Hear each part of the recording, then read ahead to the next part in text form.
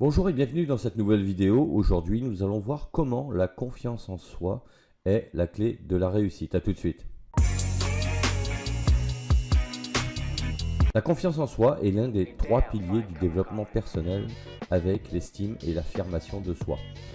Il y a beaucoup de choses derrière la confiance en soi, mais si l'on reste sur les fondamentaux, il s'agit bien de maîtrise. Alors, de quoi parle-t-on exactement lorsqu'il s'agit de maîtrise ? En réalité, la maîtrise, c'est un ensemble constitué de plusieurs aptitudes comportementales et mentales.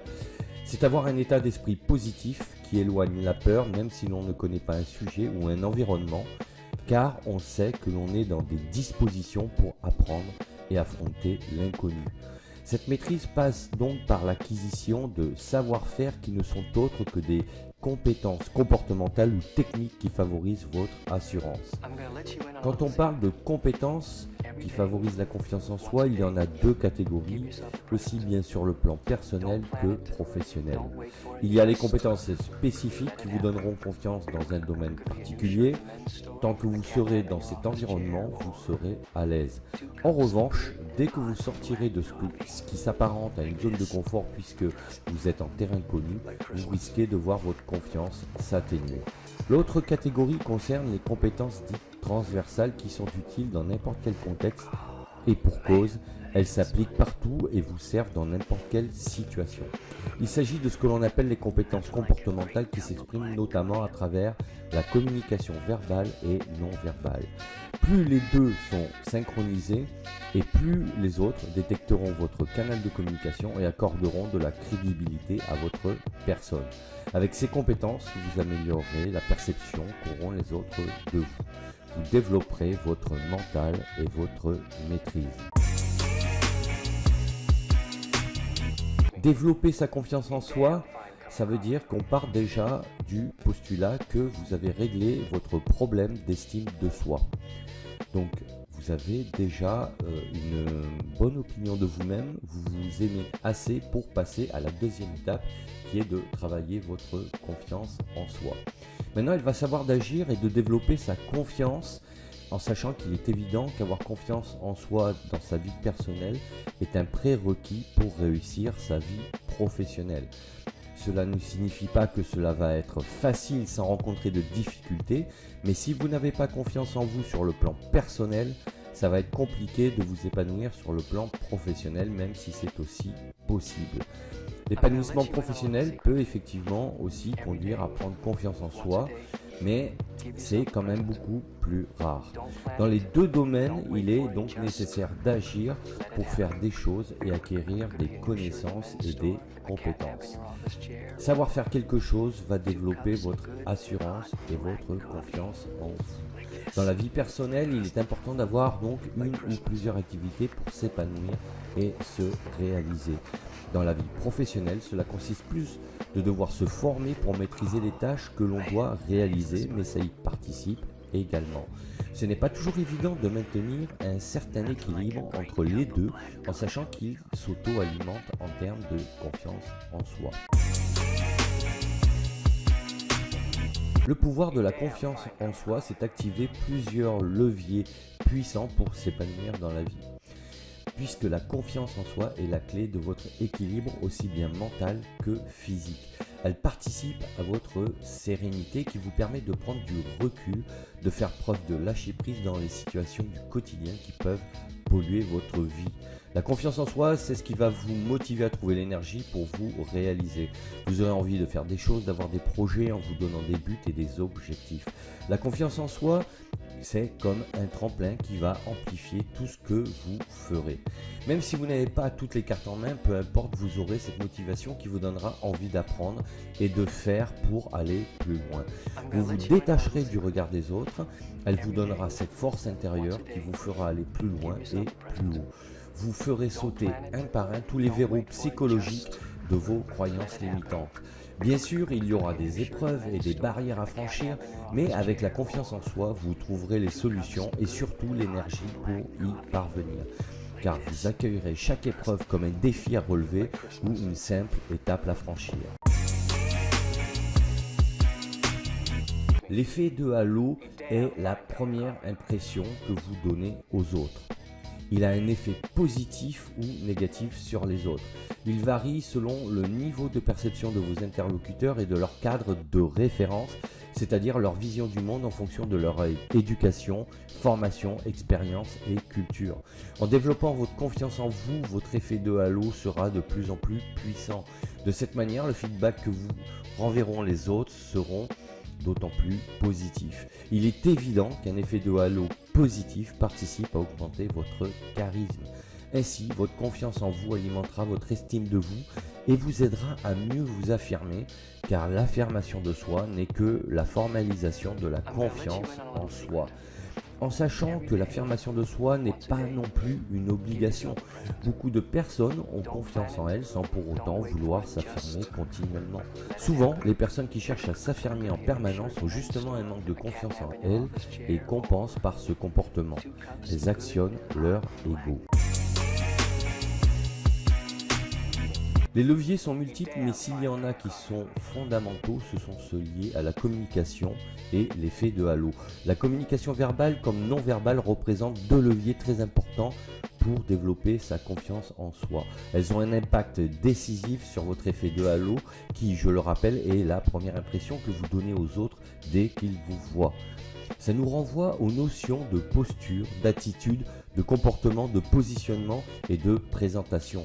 Il en découle un certain charisme. La communication non verbale a un impact plus important sur la perception des autres.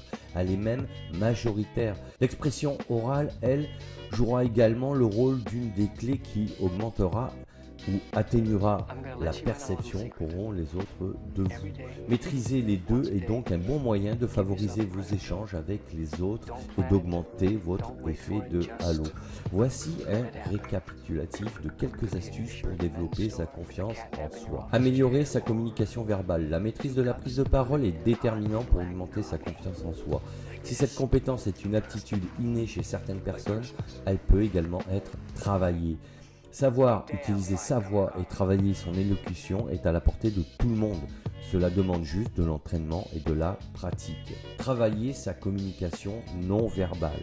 Ce qui est important avec la communication non verbale est qu'elle soit synchronisée avec votre communication verbale sans être exagérée en fonction de votre personnalité. Il ne s'agit pas de surjouer avec une gestuelle qui ne vous correspond pas. Là aussi, cela demande de l'entraînement et de la pratique pour l'améliorer en utilisant celle qui vous convient. Être assertif. L'assertivité est une compétence qui s'acquiert tant au niveau du mindset que de votre posture. Elle améliore votre capacité à échanger avec les autres avec sérénité et objectivité. C'est une compétence comportementale très puissante lorsqu'elle est bien maîtrisée. Se former. La formation est une mise à jour constante tout au long de la vie. Elle ouvre l'esprit et fait évoluer vos perceptions avec son temps. Elle améliore votre capacité d'analyse et favorise ainsi la prise de décision. La formation se présente sous de nombreuses formes. Il peut s'agir de participer à des sessions de formation en présentiel ou en ligne, mais également à travers l'auto-formation en lisant des livres par exemple. En lisant des livres de gens intelligents et reconnus, vous vous connectez à leur cerveau et en retenez obligatoirement quelque chose qui alimentera par la suite vos propres réflexions. Vous en tirez des enseignements qui augmentent votre champ de connaissances et de compréhension des événements et des gens. Avoir des activités. Que ce soit dans votre vie privée ou professionnelle, il est souhaitable d'avoir une ou plusieurs activités qui se rapprochent le plus de vos aspirations. Les activités sont le moteur de votre bien-être mental et physique. Elles vous permettent d'avoir des relations sociales avec les autres et de vous épanouir pleinement. Elles vous construisent, elles concernent aussi bien les activités physiques qu'artistiques. Améliorer son effet de halo. L'effet de halo n'est pas quelque chose de figé. Il peut s'améliorer pour augmenter votre charisme. Cela ne signifie pas pour autant qu'il faille chercher à plaire à tout le monde. Améliorer sa posture, sa diction ou son look est à la portée de chacun. Il suffit juste d'en avoir conscience et de travailler dessus pour l'améliorer. Sortir de sa zone de confort. Il n'y a pas de mal à se créer une ou plusieurs zones de confort, bien au contraire. Cela favorise la stabilité qui participe à la confiance en soi. Vous maîtrisez votre environnement de mieux en mieux, vous connaissez les gens qui vous entourent et cela contribue à votre sérénité. Là où il est utile d'en sortir, c'est lorsqu'elle commence à être étouffante et à vous faire perdre toute motivation par manque de sens dans ce que vous faites ou vivez. Quand vous avez le sentiment de tourner en rond dans votre vie, c'est à ce moment-là qu'il est nécessaire de se poser les bonnes questions pour aller explorer d'autres pistes. D'ailleurs, si vous avez plusieurs zones de confort, vous pouvez tout à fait en changer certaines tout en préservant les autres.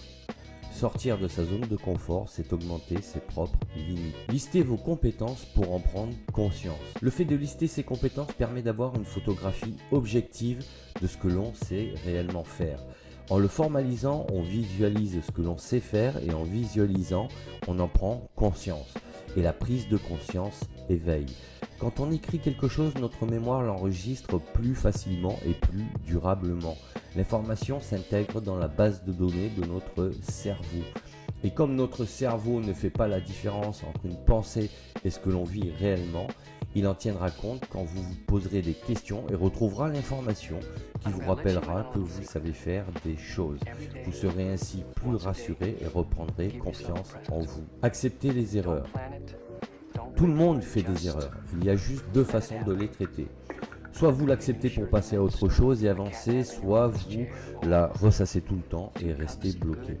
Accepter une erreur, c'est sortir du sentiment de culpabilité qui crée une croyance limitante qui vous empêche de progresser. Il faut utiliser l'erreur comme un essai qui participe à la résolution de problèmes et non comme quelque chose de définitif. Les scientifiques et les sportifs de haut niveau connaissent bien cette approche. Récompensez-vous, faites-vous plaisir. Quand vous avez atteint un objectif, si petit qu'il soit, n'hésitez pas à vous récompenser. Être bienveillant avec soi-même participe à la confiance en soi. Arrêtez de vous comparer. Chaque individu est unique, vous êtes unique. Vous comparer aux autres ne favorise pas le développement de votre propre personnalité. Vous pouvez tout à fait vous inspirer de personnes qui vous impressionnent par leur vie, leurs exploits ou autres. Ce n'est pas pour ça que vous ne devez pas chercher à être ce qu'ils sont en vous oubliant. On a tous des modèles qui nous donnent la motivation pour se réaliser à notre niveau et c'est positif. On a tous des référents qui nous montrent une voie qui nous inspire. C'est normal et nécessaire. Quant à se comparer aux autres par jalousie ou frustration est destructeur. Votre perception de ce que font ou ont les autres n'est que la partie émergée de l'iceberg. Vous ne connaissez pas leur partie immergée. Votre perception est donc fatalement fausse. Trouvez donc votre voie selon votre propre compétence et expérience sans vous préoccuper de ce que font les autres. Sortir. Vous réunir en famille, avec vos amis, en allant voir un spectacle, un concert ou au restaurant améliore vos compétences sociales. Pour grandir, vous avez besoin des autres et ils ont besoin de vous. L'échange entre individus est nécessaire pour se construire. N'hésitez pas donc à sortir, à aller à des soirées, qu'elles soient privées ou publiques, à rencontrer du monde, à rencontrer de nouvelles personnes et à échanger un maximum. Cela participera à votre confiance en vous. Voyager. Le voyage en individuel ou en groupe est une bonne manière de sortir de sa zone de confort en confrontant ses différentes perceptions du monde et des gens en fonction de ses propres valeurs. Le voyage ouvre l'esprit et fait grandir intellectuellement. Il développe un mindset positif. En rencontrant d'autres cultures et d'autres modes de fonctionnement, on comprend mieux le monde et surtout, on apprend à mieux se connaître. On découvre ses limites sur de nombreux points comme la fatigue, la patience, la tolérance, l'adaptation et la compréhension des situations. On bouscule ses habitudes et on améliore son niveau de résilience. En résumé, la confiance en soi est un peu comme une table de mixage avec de nombreux curseurs qu'il est nécessaire d'ajuster selon notre personnalité et nos expériences. C'est faire évoluer notre cadre de référence au fur et à mesure que l'on avance sur notre chemin de vie. La bonne nouvelle est qu'elle peut s'améliorer en permanence et que tout le monde peut le faire. La confiance en soi vous donnera le pouvoir de vous réaliser étape par étape à travers vos accomplissements, car seul le passage à l'action la développera. Voilà ce que je voulais vous dire sur ce sujet. Si cette vidéo vous a plu, n'hésitez pas à vous abonner à la chaîne, à mettre un pouce bleu vers le haut et sachez que vous pouvez télécharger librement et gratuitement mon guide Comment trouver sa voie et transformer sa vie et mon livre Accomplissez-vous. Je vous mets les deux liens sous la vidéo. Il ne me reste plus qu'à vous dire à bientôt pour d'autres sujets et d'ici là, portez-vous bien. Ciao, ciao.